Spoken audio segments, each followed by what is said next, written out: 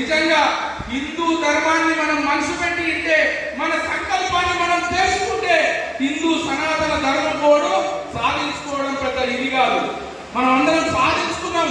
100 కోట్ల మంది హిందువులు ఏకమైతే, 100 కోట్ల హిందువుల 2 చేతులు ఏకమైతే 2 కోట్ల చేతులు సనాతన ధర్మ కోడు సాధించుకోలేవా? ఈజీ అన్నా, చాలా ఈజీ, సాధించుకుంటాం. స్కూళ్ళలో విధ్వంసం, అన్యమత విధ్వంసం మన పిల్లల పైన ఎట్లా జరుగుతుందో ఒక చిన్న ఉదాహరణ చెప్పి ముగించేస్తా. దయచేసి మీ టైం ఎక్కువ తీసుకోరు. నిన్న మొన్న క్రిస్మస్ పండుగ జరిగింది.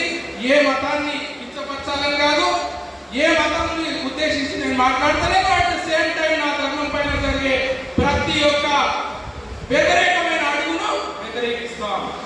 పిల్లలను స్కూళ్ళలో మొన్న జరిగినటువంటి క్రిస్మస్ పండుగ సందర్భంగా ఏ స్కూల్ అయితే ఎందుకు పేరు తీసుకోవడానికి అవసరం లేదు.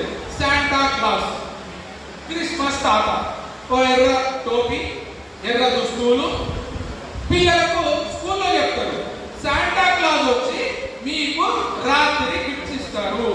పాపం పిల్లలు ఎంత చిన్నవాళ్ళు, వాళ్ళ మనసులు ఎట్లా ఉంటాయో చూసుకోండి. ఒక మిత్రుడు నాతో డిస్కస్ చేస్తున్నాడు. ఇది 3 రోజుల కింద జరిగినటువంటి ముచ్చట.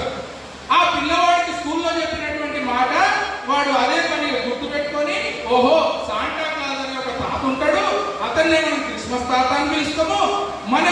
మనం ఏదైతే అనుకుంటున్నామో, ఏ గిఫ్ట్ అయితే కావాలనుకుంటున్నామో రాస్తే మనకు రాత్రి మన ఇంటి ముందు పెట్టి వెళ్ళిపోతాడు అని చెప్పేసి ఆ భ్రమలో పాపం చిన్న పిల్లవాడు పేపర్ పైన రాసుకొని మెత్త కింద పెట్టుకొని పడుకుంటున్నాడు.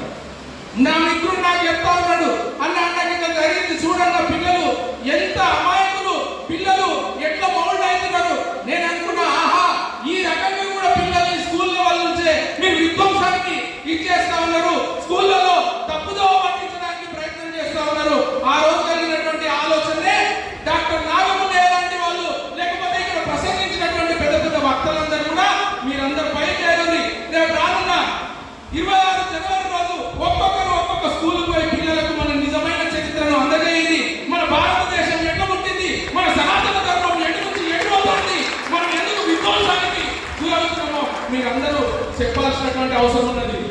ఎవరి స్థానంలో వాళ్ళు పనిచేద్దాం. సనాతన ధర్మానికి ఎవరు ఎంత చేసినా తక్కువనే. మీరందరూ